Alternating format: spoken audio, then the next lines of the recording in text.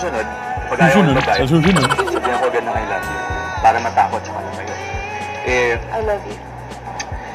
Kaso gusto kita eh. So sorry, I don't love you.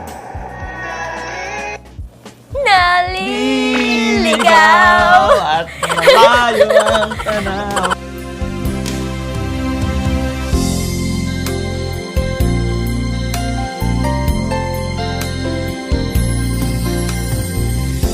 Sarap sabihin